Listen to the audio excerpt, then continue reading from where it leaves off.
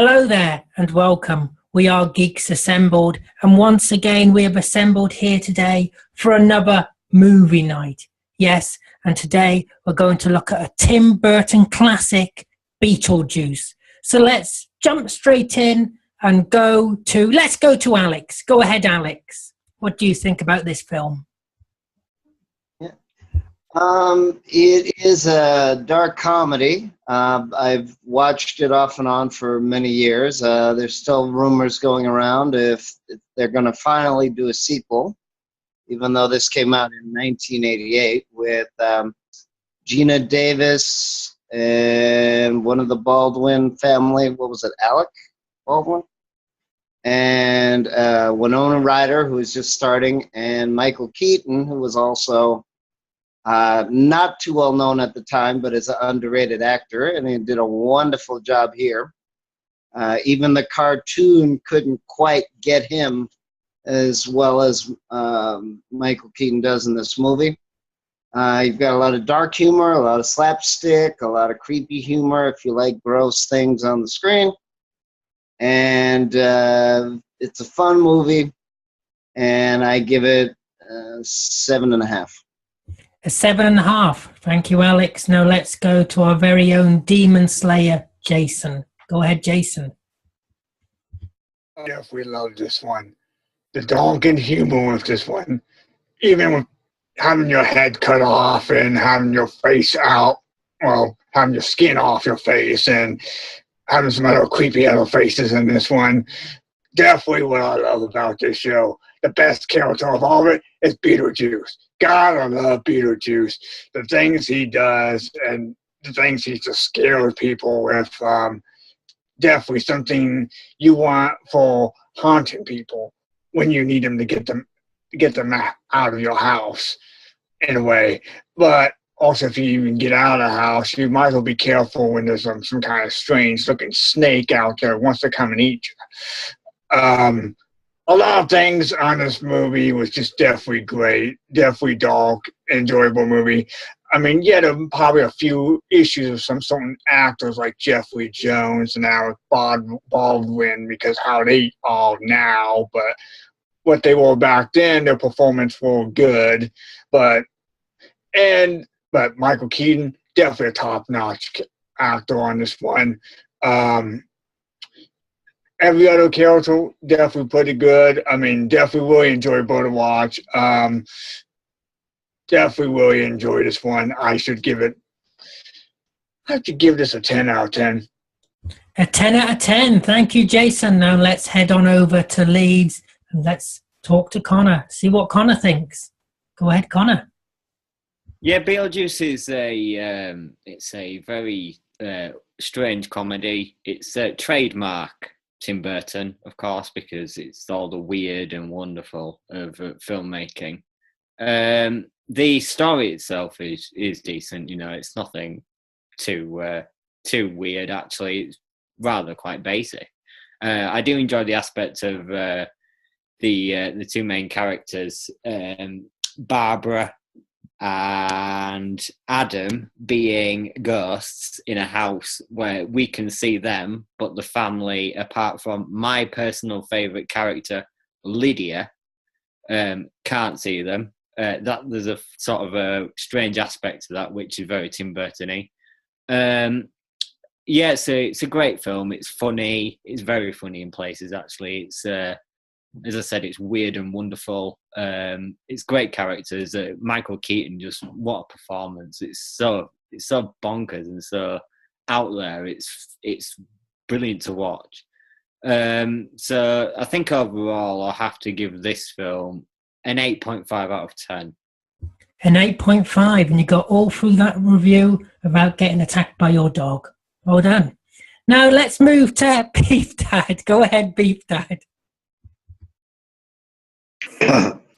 Yeah, I love the idea of Alec Baldwin and Gina Davis as the recently dead.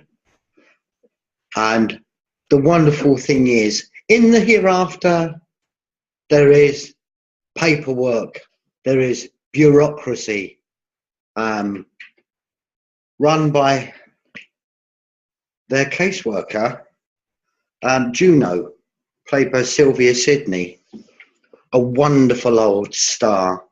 I believe she made her first appearance in the film in the 1920s. Sadly, she died in 1999. But she died where she was born. She was born and brought up in New York City, and she died in New York City. So it's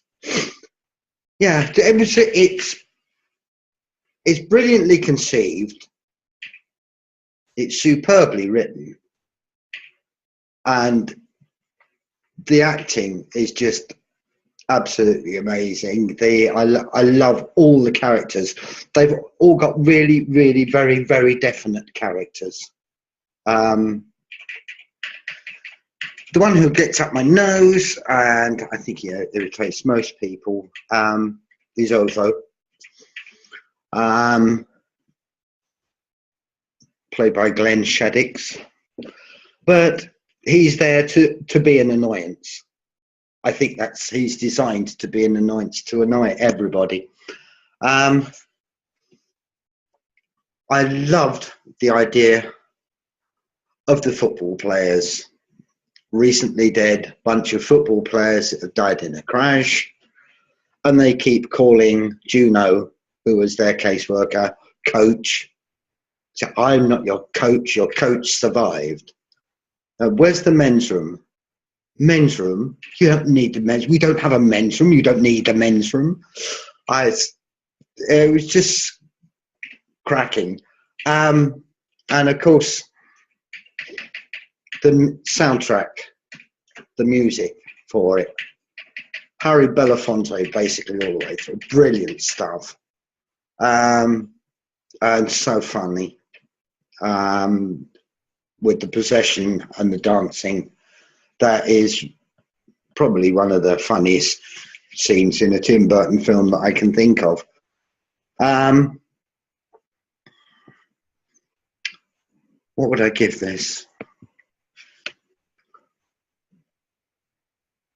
Yeah, I'm going to go for a 9.5. A 9.5. Thank you, Beef Dad. Now, or possibly 9.5. No, 9.5. Yeah.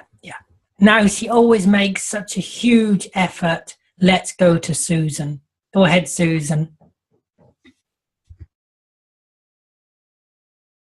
Hello, I'm Lydia. I see dead people. This is a great movie. Winona Ryder's character, wonderful Lydia, and Beetlejuice himself. So I did my eyes like him because, for reasons, it's Tim Burton. He's brilliant. I'm actually a big fan of Tim Burton's stuff. The more I think about it, the more I like everything that he's ever done. Pretty much. There are some things, but never mind those things. Let's see. I love the ambiance. I love the sandworms eating people. Such a throw to Dune. I mean, wow, it was fun. And the wasteland that you step out into once you leave your house. I agree with Jason in that way. And I loved the very cool rewatchability, as Alex said. Like, it's just, you can watch it a million times. The person that was going to join me on today's cast decided not to, but she watched it probably 300, 400 times through the course of a decade. And it was the go-to movie for her. So, I mean, completely rewatchable, wonderfully, cathartic and therapeutic to watch it a bunch of times. And I love the whole attitude of Beetlejuice in his he just wanted to have so much fun with the living. He just wanted to create so much chaos. He was the quintessential chaotic character, chaotic evil or chaotic neutral in alignment. He was beautiful in that. I loved that, and so there was so much good stuff in it. I can't fault it hardly at all. So yeah, I think I'm going to give it a 9.5 and just leave it at that for right now. Another 9.5. Thank you, Susan. Now let's go to Lee. Go ahead, Lee. And I know you like your ghosts as well. Yeah, product placement. Hold on. Are we getting paid? We're getting paid? No, I might be, you not. Yeah, I totally agree with what Susan said. I am a big fan of Tim Burton as well. I just love all his darkness and weirdness he brings to the screen. And this one is no exception. I mean, it was one of his earlier ones. I think his first sort of major movie after one of the Pee-wee movie. It's the cast is. I just love the. I mean, for me, one of the favourite ones is Catherine O'Hara, who plays the stepmother. Just wild and crazy artist who would get her way just to redecorate the whole house. I just love that character. As we honour Ada in our younger days as Lydia, just as a dark, troubled little girl. Because when you look at it, really, she wanted to kill herself. It is a dark movie when you start reading into things. She wanted to join the dead, and for the character of Beetlejuice, the character doesn't make a full appearance until about 55 minutes into the film, so you don't really see Michael Keaton in the full glory of Beetlejuice until then. And then he's only got another 30 minutes in the film. And what he does with that short bit of time on screen is just wonderful. It is a funny character, but as Gina Davis's character called him, he's a pervert. He was there kissing her all over it. He was with a stick under his skirt and wanted to marry a young little girl. You know, he was a... And then the whorehouse. I mean, that was just brilliant, that, the whorehouse on the model of the map.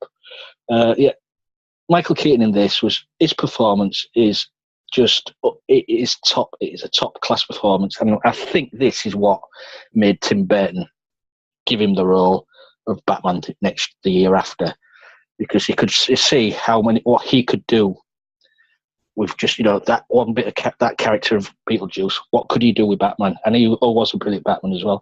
And another favourite character, man, already been mentioned, is Juno. I do love that character. I mean, did everybody notice that she was smoking, but all the smoke was coming out of the gap in her neck? I mean, this is filmed in 1988. You've got to look for these little things, because if you blink, you miss these little things. It's just awesome. The soundtrack, as it said, Harry Belafonte with the Banana Boat song and Dance Dance.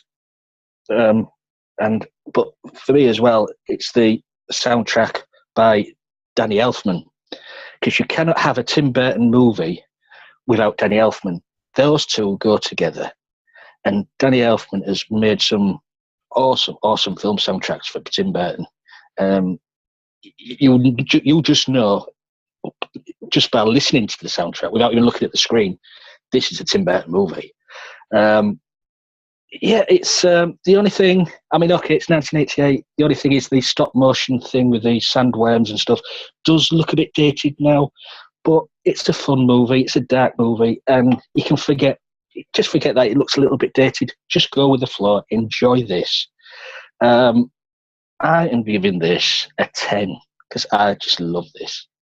A 10, thank you, Lee. Well, for me, I've only seen a few Tim Burton films, actually. And off the top of my head, they are the Alice in Wonderland, which was pretty dire, and the Planet of the Apes. And I think I've seen another one, but I can't remember what it was. Have you not seen Charlie and the Chocolate Factory? Oh, sorry, that was it. Yeah, Charlie and the Chocolate Factory. That was the other one. Yeah, so I've seen those three. Dark Shadows? No, I haven't seen that one. No, I've only seen those three. And watching this, I didn't know what to expect. I mean, I didn't know whether it was a book first or anything like that, or whether it was just brand new at the time. But I have to say, I enjoyed it. I thought it was funny, and I thought the acting, like everybody said, was great. The acting was absolutely great. It really was, and it was creepy, but it's not scary. It's not scary at all. I mean, and I like when we go to the other world, whatever it was, that place, that reception, and you see all the other dead people and things like. Well, they're not people, but they're other dead creatures and things like that. I thought that was good. And the ones run over by a tire, by a van or whatever, or a vehicle, and he's got that tire mark. I just thought I really generally did enjoy it, and and it just flies by as well. It just flies by. I just watched it in once. I didn't pause it or anything like that. Sometimes I have a habit of pausing films if they're too long, going off and doing something different, But I didn't, and that's because I enjoyed it, and the pace moved along well. It moved along well. It moved swiftly along. So I don't know what I'd give it. I'm gonna. Do you know what? I'm gonna give it an 8.5. I'm gonna give it an 8.5. Yeah. So let's see what Brian has to say since he's joined us. Go ahead, Brian. What's up? Okay, so I just watched the film. I just finished. I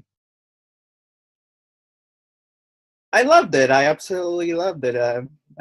It's everything that I guess that you would expect from a Tim Burton film. It actually, well, it felt exactly like a Tim Burton film, and everything. I mean, he directed it and everything, but I absolutely loved it.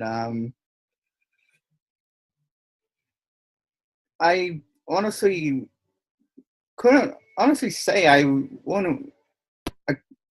I hardly even recognized Michael Keaton in that whole makeup. I knew it was him, but you could hardly recognize him sometimes, at least from my standpoint when I watched the movie. And I enjoyed the story plot. And everything. These just an ordinary married couple just living out in the country in their house and everything. But on one day they had to go out and get a couple things, and then next minute they died. But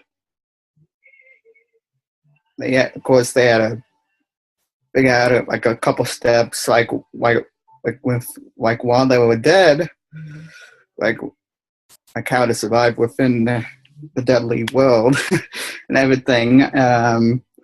But yeah, I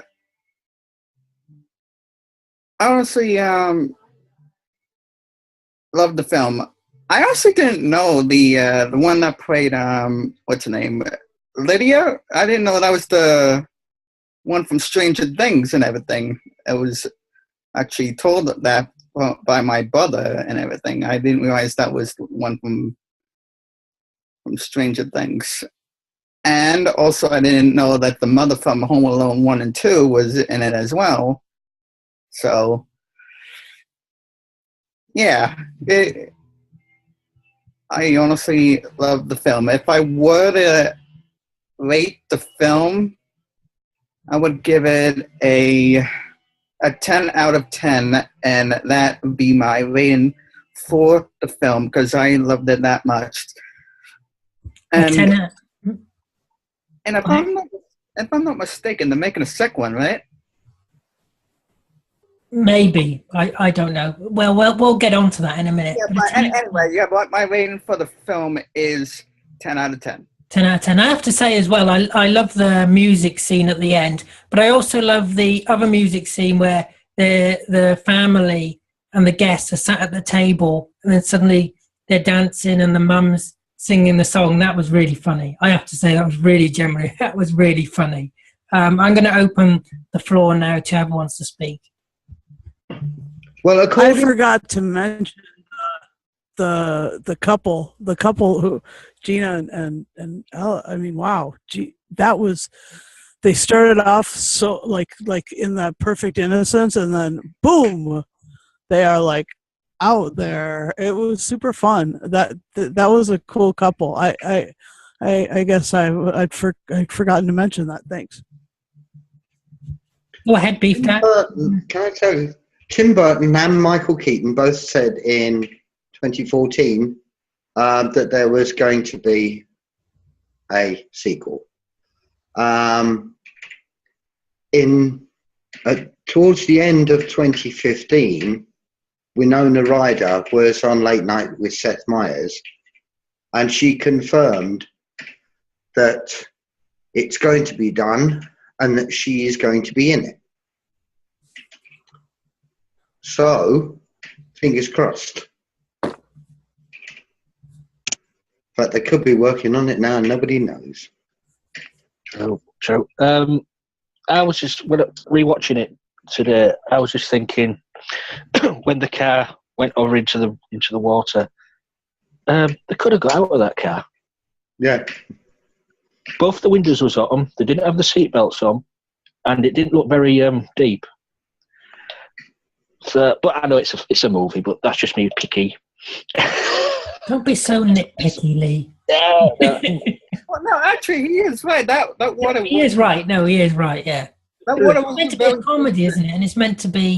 You got to use. You got to use bit of creativeness. I mean, I mean, also as well, going for creativeness. I mean, the model of the full village, and when they've got Beetlejuice there and they're all there, that is so brilliant. And where they're having to dig to get Beetlejuice out of, just getting the cardboard and all the paper. That's amazing because you can see the layers of the cardboard. Yeah, that is great. That looks great. Yeah, that's plenty of thought went into that to make it look like a model, and that is just brilliant.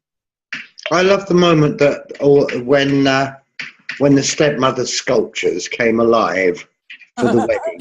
That was great. That was great. For the expression on Catherine O'Hara's face was a piece of magic. It was just wonderful. The thing is, oddly enough, they get a big singing star, Robert Goulet, to play a little part. They get a talk show host, Dick Cavett,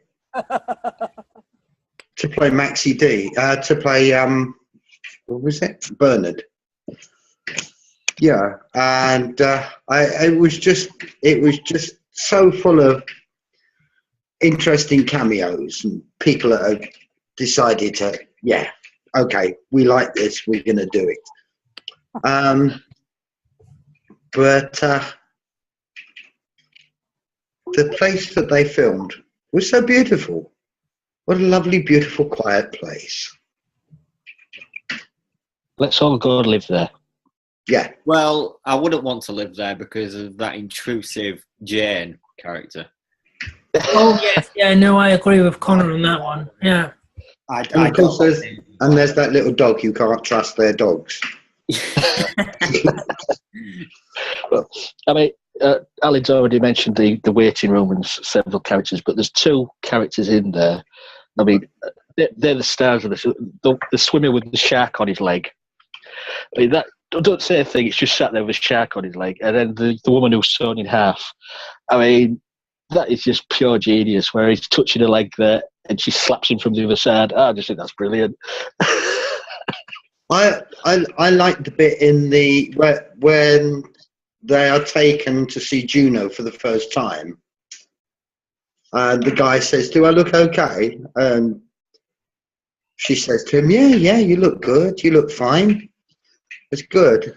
Only I'm feeling a rather flat." And then he goes past, and you see him, and he's like that. He is flat, and he goes through a slot in the wall. That really dark humour. That is, so, but it makes me laugh so much every time I see that scene. The one thing I learned was to not take someone's nipple thing away from them, even when they have that kind of voodoo stuff to make your head swing, like they did to the Beetlejuice and that other dude that's just like just looking around and all that. I think Tim Burton originally wanted this film to be called Scared Sheetless, which would have been quite funny, especially because of how it sounds. And I think actually it was seriously considered as a title as well, and then they came up with Beetlejuice. So yeah, I think it is such a creative film. It's great to watch.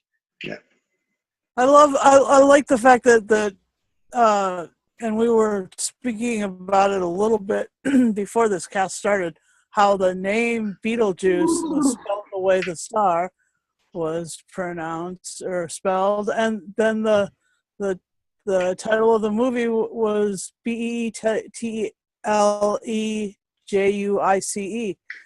I did a bit of research behind that, and apparently it's because Beetlejuice, spelled as on that DVD cover there, is more fun and marketable than it is if you spell it like the star for some reason. No, I can believe that. Yeah. Does anyone else have anything to say about Beetlejuice? Okay, they announced for 2016 that they're going to do it. They have a writer called Seth Graham-Smith, but he's been working on the script since 2012. And they have 3 production companies working on it. So, I wonder what that'll do to Winona Ryder's involvement in Stranger Things.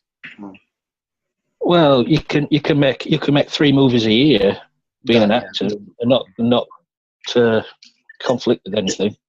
Yes, you'll probably be making Stranger Things while at a different time of the year. Probably, I don't know how long Stranger Film. And if they want Winona Ryder in this, they'll bend over backwards to allow her time off to do other things. Oh, of course they will. Yeah. And what do you find funny about that, Connor? I think he's making his own jokes here. Don't. Do not embarrass me. Do not show me up in this cast. Well, your dog was doing that before. What? Go ahead, Susan. Go ahead. Go on, Susan. Behave yourself, everyone. The laughter that we this movie will tend to cause other kinds of outbreaks of joy and laughter. I mean, it's really, really funny, like the best kind of humor. Dark and so contagious. I mean, that's why it was so therapeutic for my friend. I mean, just so funny. So everybody's going to be laughing after watching this and watching this cast too. Did anyone notice that Bone Dead guy that was smoking the cigarettes? Yeah. I've got one final thing to say. Here we go. Brace yourselves, everyone. Buckle in. Dale. Daylight come and I want to go home. Come on. Dale, come on.